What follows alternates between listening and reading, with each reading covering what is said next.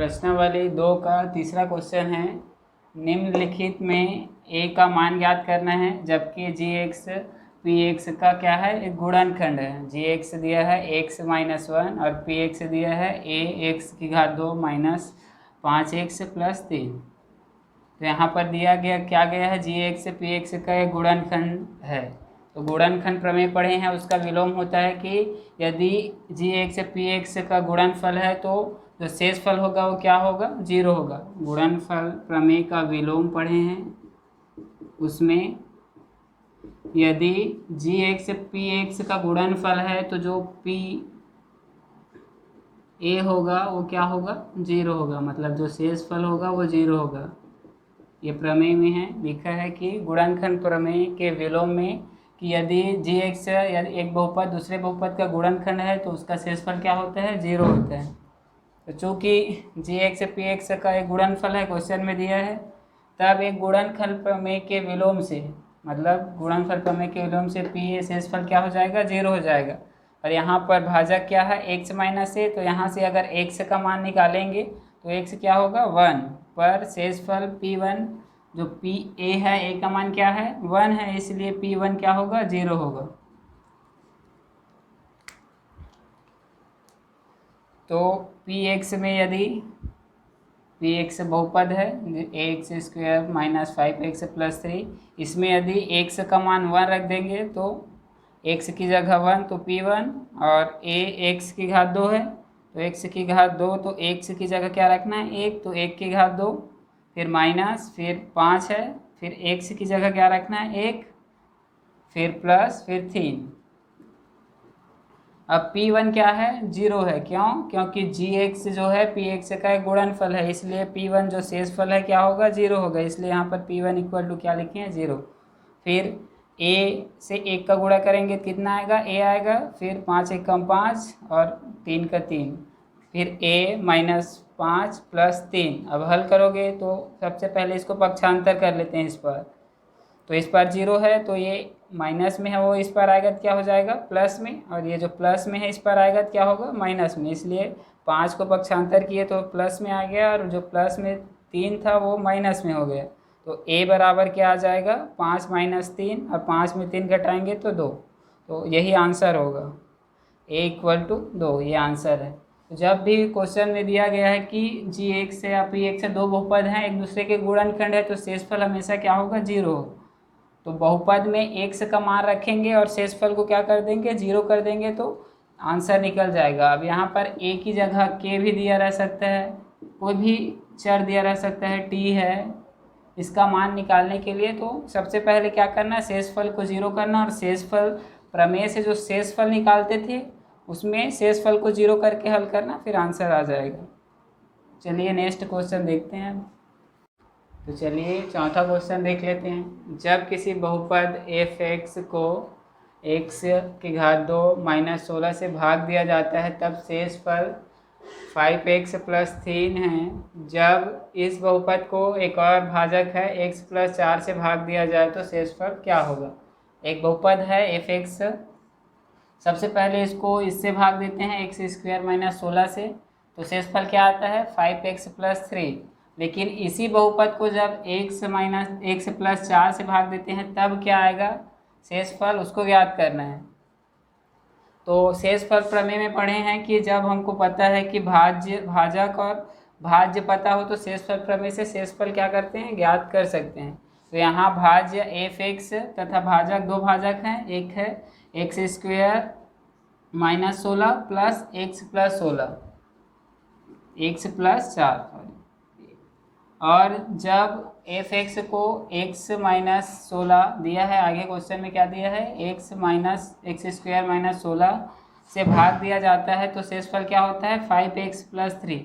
ये क्वेश्चन में दिया है कि एक बहुपद है उसको इससे भाग देंगे तो इतना शेषफल आएगा 5x प्लस 3, और जब x प्लस 4 से भाग देंगे तो शेषफल क्या होगा वो ज्ञात करना है। तो सबसे पहले f(x) को किससे भाग दिए हैं, x स्क्वायर माइनस 16 से भाग दिए हैं, तो शेषफल क्या है, 5x प्लस 3। अब इसको अगर भाज्य, ये वाला फार्मूला हम जानते हैं कि भाज्य बराबर क्या होता है, भाजक इंटू भागफल धन शेषफल। इस वाले फार्मूले में यदि भाज्य क्या है एफ एक्स है और भाजक किससे भाग देना है, एक्स स्क्वायर माइनस 16 से, तो वो भाजक है उसका, और भागफल मान लेते हैं क्यू एक्स है और प्लस शेषफल क्या है 5x + 3।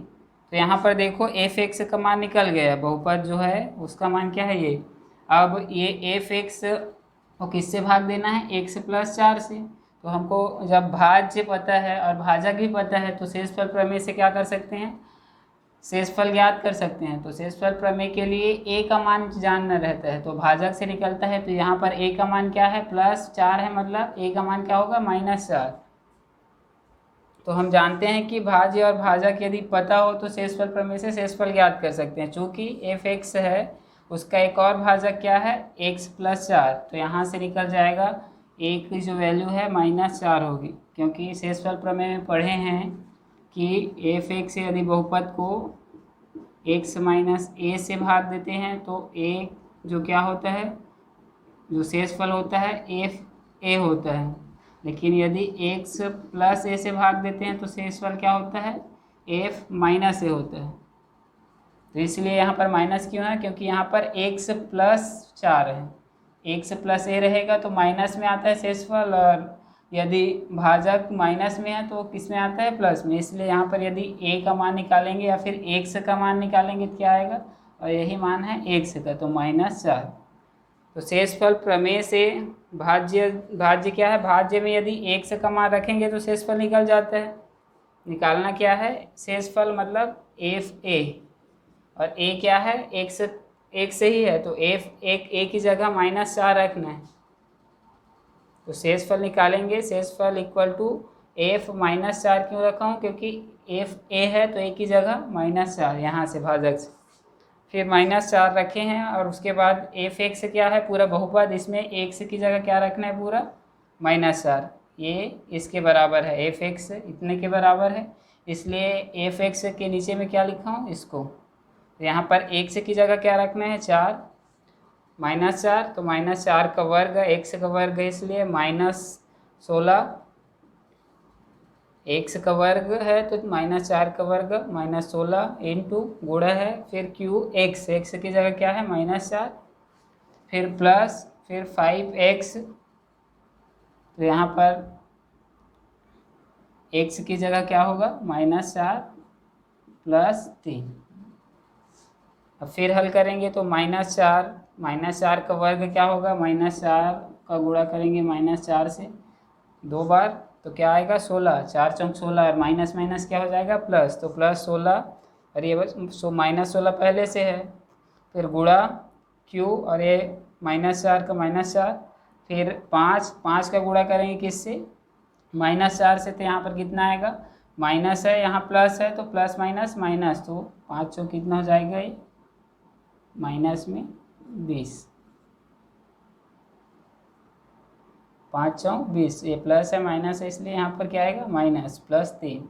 अब वो 16 में 16 अगर घटाएंगे तो कितना आएगा 0 आएगा, तो ये पूरा क्या हो जाएगा 0, गुणा करेंगे इससे तो 0 इंटू क्यू -4 + 20।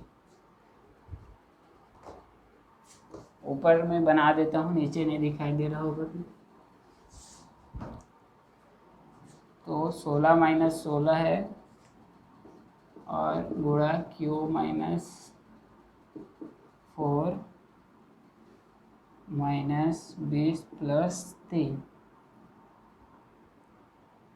ये है शेषफल ज्ञात करना है। तो 16 में 16 घटाओगे कितना आएगा 0, फिर गुणा करोगे q -4 से, और ये 20 + 3, तो गुणा करोगे किसी भी संख्या का 0 से तो क्या हो जाएगा 0, फिर -20 + 3, और -20 में +3, मतलब ये प्लस है माइनस है तो क्या होगा घटेगा, तो 20 में 3 घटाओगे तो कितना आएगा 17, लेकिन बड़े के सामने माइनस चिन्ह है इसलिए -17, तो ये होगा आंसर। तो जब भी दो मतलब भाज्य जो है एक ही रहे और भाजक दो रहे, यहाँ पर भाजक एक है x² - 16 और दूसरा भाजक है x + 16, तो पहले भाजक से भाग देने पर जो शेषफल प्राप्त होगा वो दिया रहेगा, उसके बेस पे भाज्य ज्ञात कर लेंगे, उसके आधार पर फिर क्या निकालेंगे, शेषफल। तो दूसरे में से x का मान रखकर शेषफल निकाल सकते हैं। ठीक है, फिर अगले प्रश्न वाले में नेक्स्ट क्लास में देखते हैं।